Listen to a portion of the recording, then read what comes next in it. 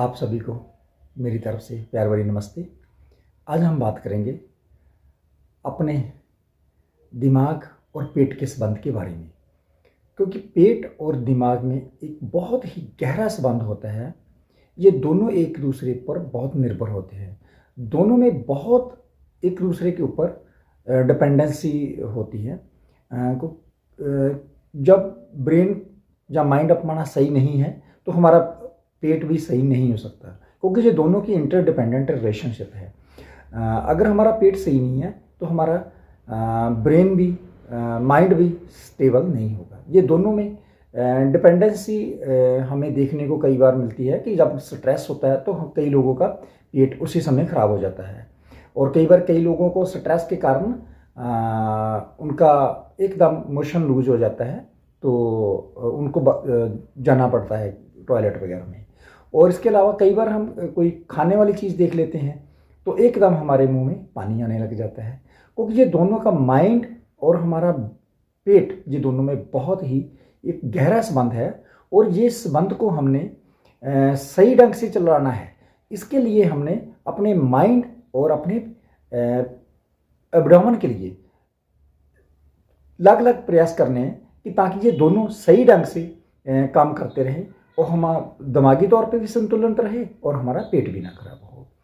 तो इसके लिए हमने क्या करना है, सबसे पहले तो हमें अपने जो स्ट्रेस है इसको कम रखना है, क्योंकि हमारा माइंड सही है तो पेट सही है, पेट सही है तो माइंड सही है। इसके लिए हमने सबसे पहले स्ट्रेस मैनेजमेंट पे ध्यान देना है कि स्ट्रेस को कैसे मैनेजमेंट हम दे सकते हैं। तो इसके लिए सबसे पहले हमने क्या करना है कि माइंडफुलनेस मेडिटेशन आप कर सकते हो, कि आप जो प्रेजेंट हो उस पर फोकस करेंगे। आप चाहो तो जो माइंडफुल मेडिटेशन टेक्निक्स हुई आप मेरे चैनल पे भी देख सकते हो या और भी कहीं देख सकते हो। माइंडफुलनेस मेडिटेशन होती है कि जिसमें हम अपनी जो है उसको ऐसे ही समझ लेना, मान लेना, उस पर कोई भी क्वेश्चन मार्क नहीं करना, उस पर पूरा ध्यान हमने फोकस कर लेना। माइंडफुलनेस जो है जैसा है उसको वैसा ही मानना और देखने की जांच करना। इसके अलावा आप कोई भी और मेडिटेशन भी कर सकते हो, रिसाइटिंग भी कर सकते हो, मंत्रा भी जाप कर सकते हो, जिसके कारण अपना माइंड को रिलैक्स मिले। उसके अलावा आप डीप ब्रीथिंग भी कर सकते हो। डीप ब्रीथिंग एक्सरसाइज करते समय हमने अपने ब्रीथ पे पूरा ध्यान रखना है कि ब्रीथ हमारा बाहर निकल गया है, अब ब्रीथ हमारा अंदर चला गया। इनहेल और एक्सहेल पे पूरा फोकस करेंगे, तो वो भी एक टेक्निक है माइंड को रिलैक्स करने की। इसके अलावा हम रिलैक्सेशन टेक्निक्स भी कर सकते हैं कि अपने माइंड के द्वारा अपने पूरी बॉडी को स्कैन करना। और इसके अलावा आप योगा कर सकते हो, वो भी एक बहुत अच्छी टेक्निक्स है। योगा के द्वारा भी आप शवासन में रह सकते हो। जो भी आप कंफर्टेबली अपने माइंड को रिलैक्स करने के लिए टेक्निक योगा में और रिलैक्सेशन टेक्निक में जो आपको बेस्ट लगे वो आप कर सकते हो। ये सभी टेक्निक्स आपको बहुत बेनिफिट देगा। इसमें mindfulness meditation, deep breathing exercise और रिलैक्सेशन टेक्निक्स इन योगास। इसके अलावा हमने क्या करना है कि हमारा जो डाइट मैनेजमेंट है उस पर भी थोड़ा ध्यान रखना है कि डाइट की मॉडिफिकेशन भी हमने करनी है और डाइट मैनेजमेंट पे भी पूरा ध्यान रखना है। स्ट्रेस मैनेजमेंट पे, डाइट मैनेजमेंट पे और फिजिकल एक्टिविटी, ये तीनों एस्पेक्ट को हमने ध्यान में रखना है। अब बात करते हैं डाइट मैनेजमेंट पे कैसे ध्यान रखना है। सबसे पहले हमने अपनी डाइट में हाई फाइबर डाइट लेनी है, जिसमें आप होल ग्रेन्स भी ले सकते हैं, फ्रूट्स ले सकते हैं, वेजिटेबल ले सकते हैं, और एक जो अनाज जो रिफाइंड फॉर्म में नहीं होता वो हमने होल ग्रेन हम इसमें यूज़ कर सकते हैं, वो भी ले सकते हैं। इसके अलावा आप प्रीबायोटिक एंड प्रोबायोटिक फूड भी ले सकते हैं, जिसमें आप दही का सेवन कर सकते हो। इसके अलावा आप एस्पैरागस सब्जी यूज़ कर सकते हो, गार्लिक यूज़ कर सकते हो, प्याज यूज़ कर सकते हो और लहसुन यूज़ कर सकते हो। ये आपको काफ़ी बेनिफिट देगा। इसके अलावा जो हमारा प्रोसेस्ड फूड है उसको हमने मिनिमाइज कर देना है, जहाँ उसको कम कर देना है।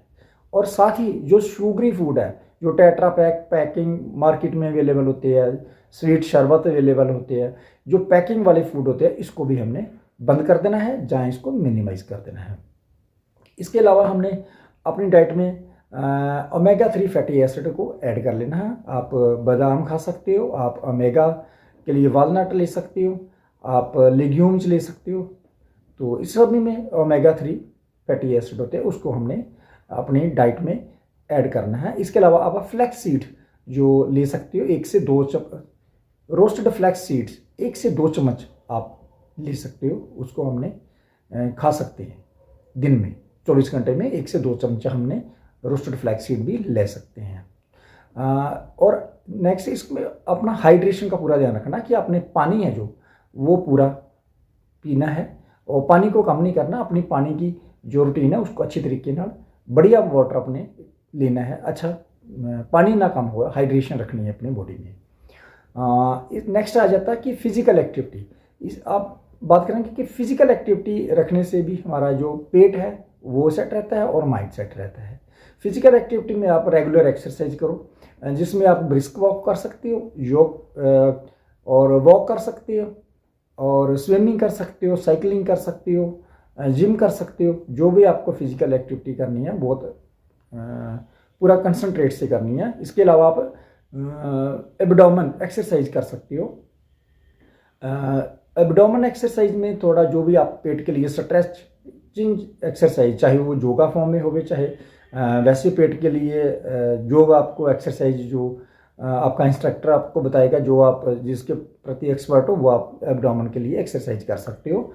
और साथ में जो अपना स्लीपिंग पैटर्न है वो अपने पूरा ध्यान में रखना है कि आपने पूरा टाइम पे बेड पे चले जाना है और सोना है। कम से कम 6 से 8 घंटे आपने डेली स्लीपिंग आवर्स आपके होने चाहिए। अगर ये तीनों को आप ध्यान में रखेंगे, स्ट्रेस मैनेजमेंट को और डाइट मैनेजमेंट को और साथ में फिजिकल एक्टिविटी को, तो आपका जो माइंड है और एब्डोमेन है ये दोनों बहुत सही रहेंगे, क्योंकि इनके दोनों के आपस में बहुत रिलेशनशिप है, गहरी रिलेशनशिप है। और ये अगर आप ये इसको अडॉप्ट करेंगे ये फॉर्मूले को, तो आप देखेंगे आपको बहुत अच्छा फील होगा। आपका पेट की प्रॉब्लम है वो भी आपको आराम मिलना लगेगा। अगर आपकी माइंड की कोई दिक्कत आ रही है तो वो उसमें भी आप रिलैक्स फील करेंगे। Thank you so much. मेरे द्वारा दी गई जानकारी आपको अच्छी लगे, चैनल को सब्सक्राइब करिए, लाइक करिए। Thank you.